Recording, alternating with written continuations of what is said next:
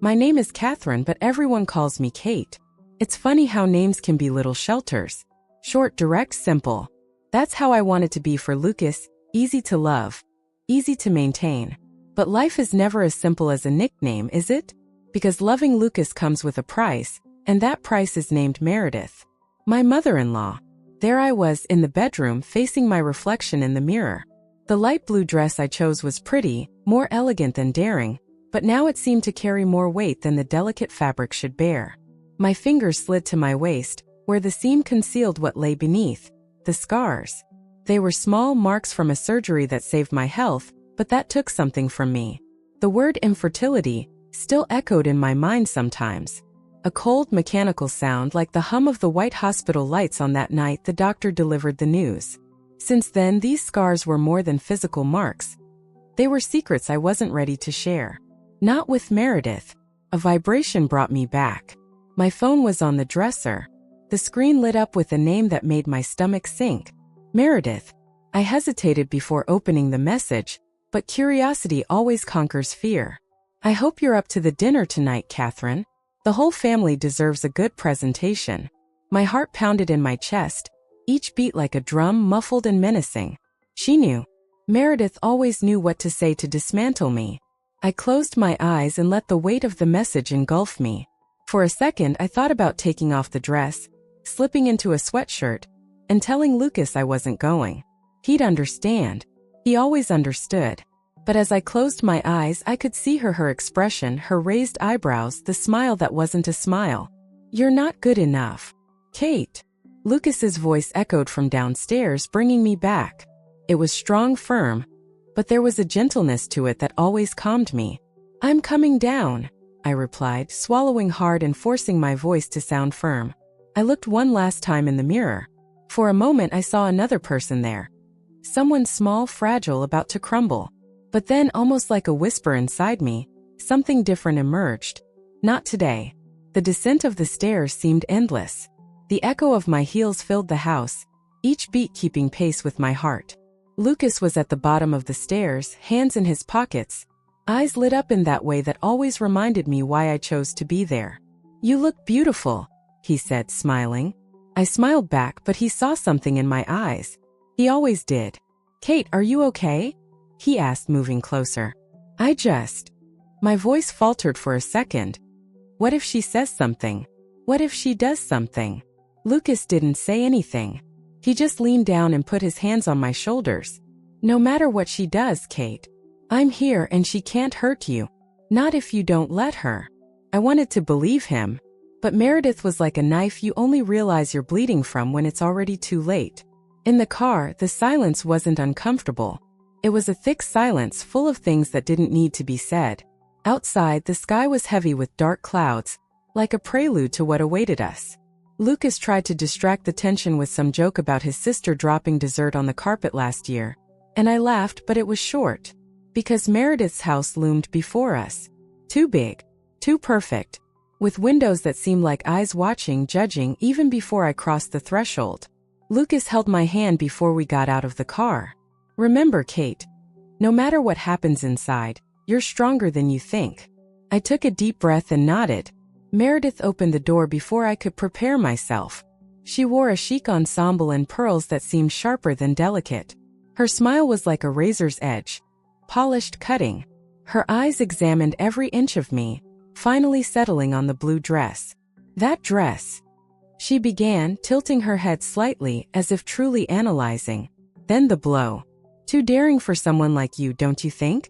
I hope it's not too much for dinner. The words were spoken with the smoothness of an invitation, but the pain was sharp, precise. Lucas opened his mouth to respond, but I squeezed his hand, silently asking him not to speak. I stared at her for a moment longer than I should have, feeling the weight of the comment, but something inside me refused to back down. I imagine dinner will be memorable, I replied, my voice firm. Even though my legs felt the weight of the world. Meredith raised an eyebrow and gave a hollow smile. We'll see. She turned and began walking down the hallway, her elegant steps echoing through the house. Lucas squeezed my hand tightly. As we entered, the warmth of the room, the sound of laughter, and the voices of the guests enveloped us. But for a moment, everything felt distant. Meredith always managed to make me feel like an intruder, someone out of place, but this time, something was different. I took a deep breath and looked around. For the first time, I didn't feel the urge to run. I could feel the walls closing in. But this time, something inside me told me I wouldn't crumble so easily. And for the first time in a long time, I began to believe it. Okay, here's the translated and adjusted text for YouTube use. Enough, Mom. Her voice was low but cutting. Everyone heard. Meredith blinked, surprised, as if she couldn't believe he'd done that. Lucas, don't you see what you're doing? He continued, his voice even, but with a firmness I'd never heard before. Every word you say, every gesture. Is it not intentional? Everything you do is to put Kate down, to test her limits. Why? To prove you're right? To prove she doesn't belong in this family. The silence in the room was absolute. Meredith tried to speak, but Lucas wouldn't let her. I love you, Mom, he said, his voice now softer but still firm. But I won't stay silent anymore while you hurt the person I've chosen for my life. I won't allow it. If you can't respect Kate, then you're choosing not to respect us. Both of us. Tears welled up in my eyes. Not tears of sadness, but something stronger. A heavy relief, a profound gratitude. Lucas turned to me, as if apologizing for something that wasn't his fault. He took my hand and squeezed it tightly. Meredith stood there, frozen, as if someone had torn down her facade and exposed what was left. The other family members stared at everything with wide eyes, as if they couldn't believe what they were seeing. Lucas looked at me and whispered, "Let's go." I nodded. For the first time that night, I felt like I could breathe. As we left, the feeling of relief was almost physical, but it wasn't victory. Because I knew this wasn't over. Meredith wasn't the type to let things go. As Lucas opened the door, I looked back one last time. Meredith was still standing in the same place, her eyes fixed on me. She didn't say anything. Didn't need to. Something inside me knew that night had changed everything. But I also knew the war wasn't over. And this time I was ready to fight. Lucas took an unexpected stand, defending Kate in front of everyone. Now, the consequences of this break reverberate through the family. Meredith doesn't back down, but the dynamic begins to shift, revealing allies and fueling new conflicts. Kate, strengthened by Lucas' support, makes a courageous decision that could change everything. The silence in the car was as thick as the cloudy sky outside. The trees blurred past the window, but I barely saw them.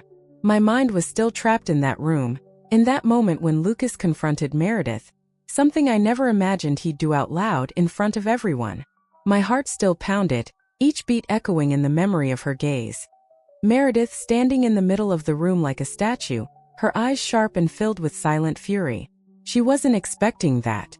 Nobody was. Lucas gripped the steering wheel, his jaw tight, as if reliving everything. I glanced at him, wanting to say something, to thank him, comfort him, anything, but my voice felt trapped. Finally, he broke the silence. I'm sorry about that. About that. My voice was louder than I intended, a mixture of surprise and disbelief. Lucas, you don't have to apologize. You did what I never had the courage to do. Thank you. He relaxed a bit, letting out a heavy sigh. It had to be done. I just feel like this is going to make things worse. I knew he was right. Meredith didn't let anything go. For her, it had been an affront, a declaration of war. And deep down, a part of me feared what she would do now that her perfect facade had been challenged. When we got home, Lucas' phone buzzed in his pocket. I saw the name on the screen, Meredith. He looked at me before answering, as if wanting to say, I won't let her manipulate me, but still answered. Hi, Mom. I couldn't hear what she was saying on the other end, but from his expression I could imagine. Lucas closed his eyes for a moment, running a hand through his face. No, Mom.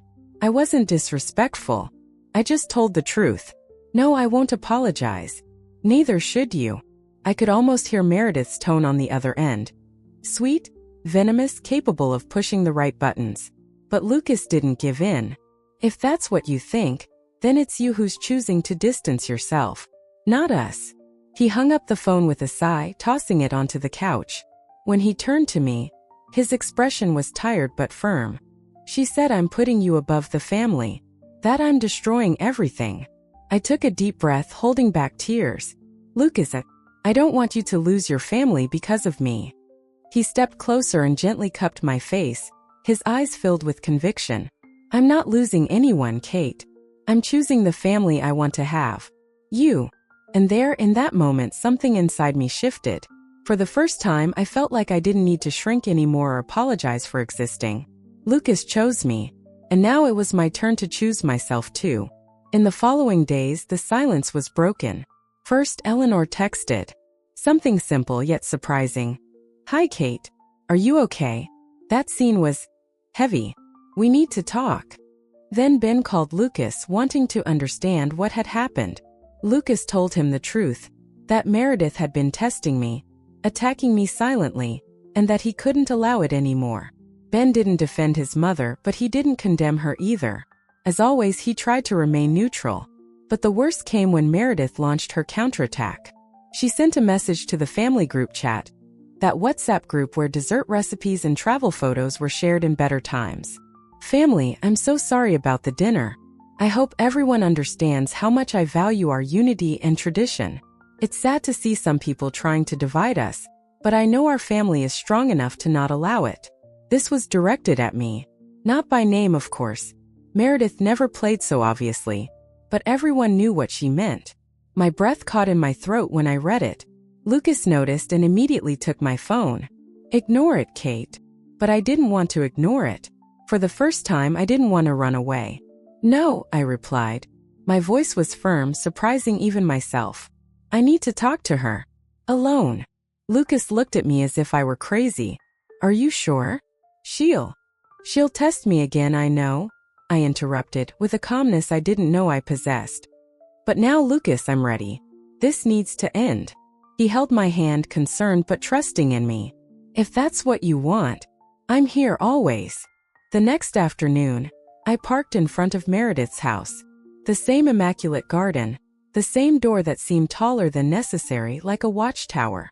I took a deep breath, adjusted my jacket, and pressed the doorbell. Meredith opened the door, surprised to see me there. But soon her face transformed into the same cold, controlled smile as always.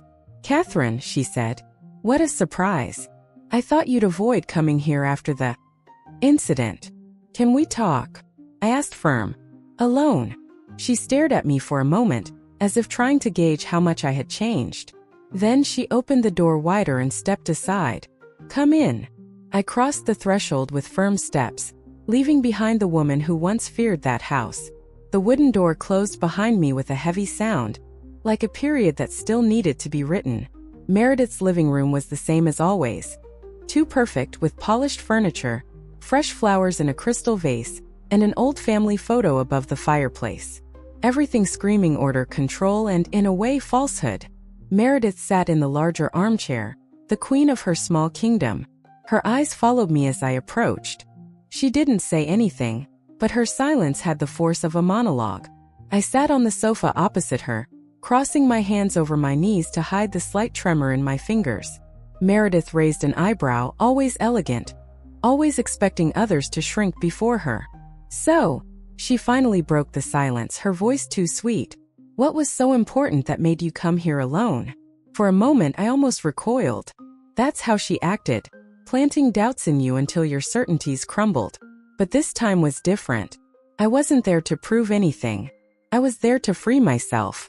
Meredith, I began, my voice surprisingly firm. We both know what's going on. You never accepted me.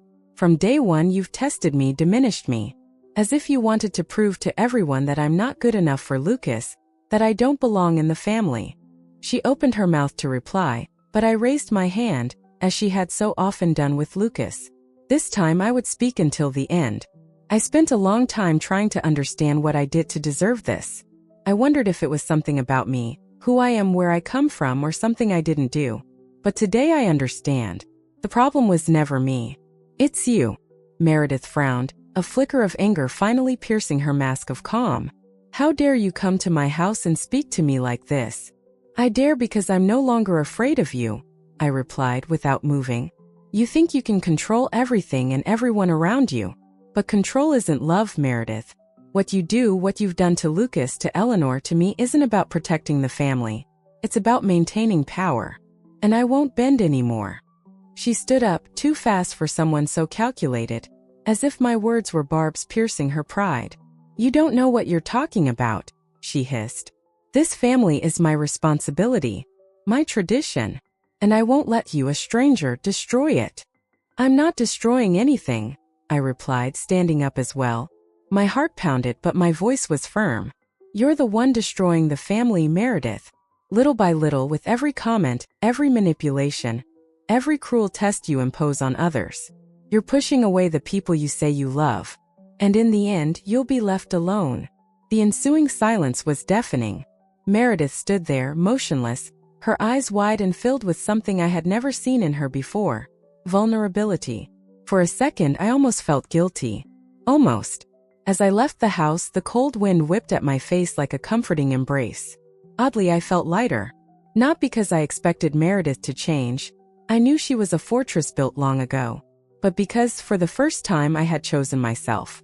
Lucas was leaning against the car, waiting for me. When he saw me, he stepped away and came towards me. "How was it?" he asked, searching for clues on my face. "I said what needed to be said," I replied, letting a small, genuine smile escape. "The rest no longer depends on me." He smiled too, pulling me into a tight embrace. "I'm proud of you, Kate. Very proud." As we drove away from the house, I looked one last time in the rearview mirror. Meredith was at the window, motionless, watching us leave. She didn't look furious nor victorious.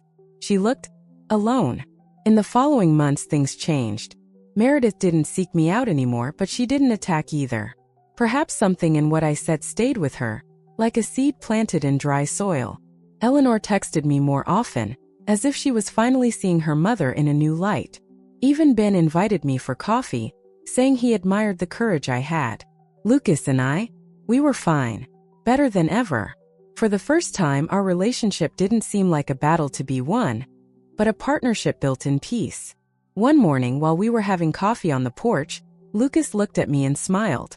"You realize you changed everything, don't you?" I smiled back, feeling the sun warm my face. "No, I just changed myself. The rest was a consequence." Epilogue, subtle, leaving the audience wanting more. Months later, I received an envelope addressed to me by Meredith. No return address, just my name in elegant, precise handwriting. Lucas watched me, curious, as I opened it. Inside, there was a single old photograph. A young Lucas, at the same event from the other picture she showed at dinner. But this time he was alone, smiling at the camera. Behind the photo, there was only one sentence, handwritten. "Maybe you're right. I still don't know." I took a deep breath, carefully folding the photo. Lucas looked at me. "What was it?" "Something that might be the beginning," I replied, smiling.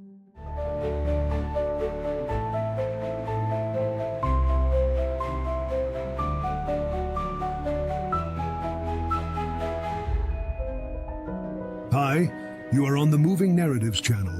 Subscribe and follow our stories.